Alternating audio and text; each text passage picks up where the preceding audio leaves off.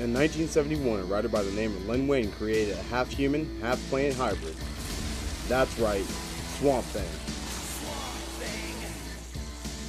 Swamp Thing's first appearance was in DC Comics' House of Secrets number 92.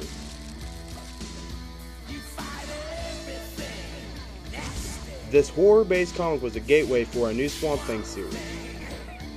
Unfortunately, the new Swamp Thing comic was short-lived, only lasting 24 comics because of funding, and most likely lack of interest by DC. It was 10 years before the Swamp Thing was resurrected in the 1982 Wes Craven Swamp Thing movie. That's right, Wes Craven. It's Nightmare on Elm Street. That being said, Wes Craven's Swamp Thing is not of the same quality.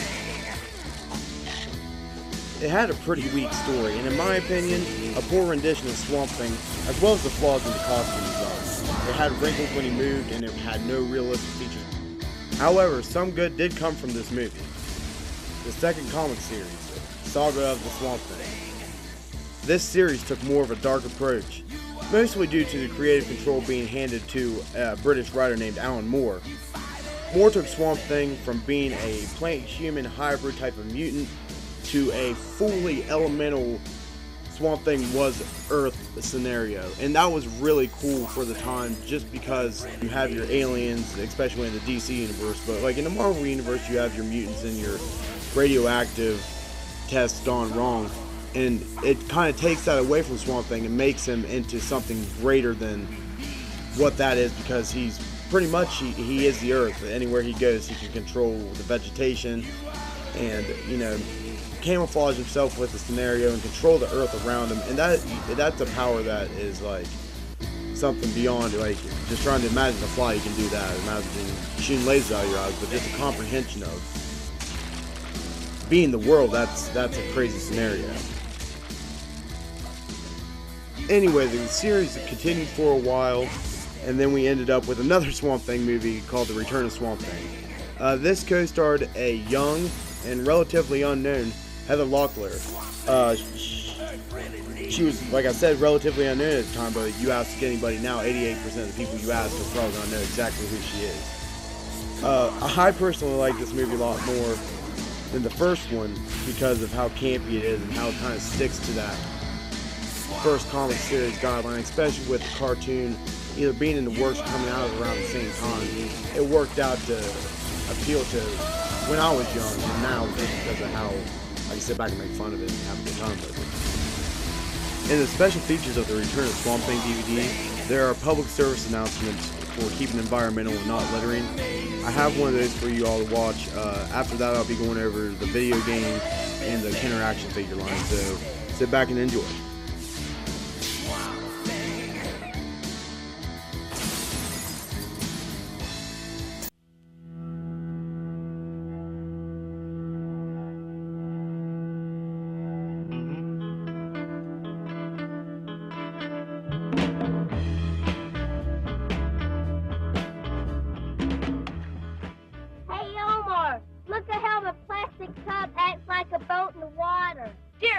Jerk, you're gonna get us in trouble for littering. Oh, big deal. A plastic cup never hurt anything, did it? Littering always hurts, Daryl. Swamp Thing!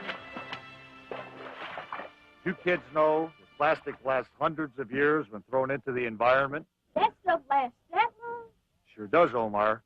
We all have to protect the green and recycle our litter. You need us to help protect the land and water?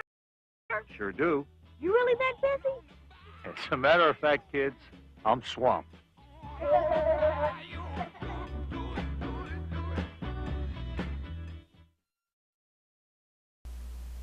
Well, there was a PSA, and honestly, I've seen Bruce Lee movies with way better audio dubbing than that. Next, we're going to be going on to the NES version of the Swamp Thing game. The game starts with a shot of Alec Holland working in his lab. Soon after, a cheap version of Anton Arcane walks in. Arcane steals his formula, blows up his lab, and he goes running into the swamp, and here we have him, Swamp Thing. The game was neat because of the storyline matching up somewhat with the animated series. As a child, it was very hard to even make it past the first level, which pretty much left this game collecting dust until my later years. But this game was missing an essential element: powers. If I wanted to run and jump and hit people, I'd just play Double Dragon. I want to shoot vines, I want to be able to morph into things, and I wasn't able to do that in this version of the NES game. I could punch and I could jump. That's it. So that being said, this game, it's cool because of Swamp Thing, and that's the only thing that makes it cool, because the rest of it, it's choppy controls, and overall, just pretty disappointing. Now for something that isn't disappointing, the Swamp Thing action figure line released by Kenner. There are more toys in this action figure line than there were episodes of the actual cartoon, which is what the action figures were based off of. You had Anton Arcane, Dr. Demo, Skin Man, along with all the essential characters that you'd find from the series besides the children. You also got playsets galore and endless possibilities with Swamp Things, there being 6 or 7 different Swamp Things you could actually buy that looked generally the same but did different things. Well, that was a brief history of Swamp Thing and the things that came from him. Overall, I'd say Swamp Thing's a pretty cool character that just hasn't got his dues because of manufacturing and merchandising. But, until next time, this is Travis G from Geekpocolypse.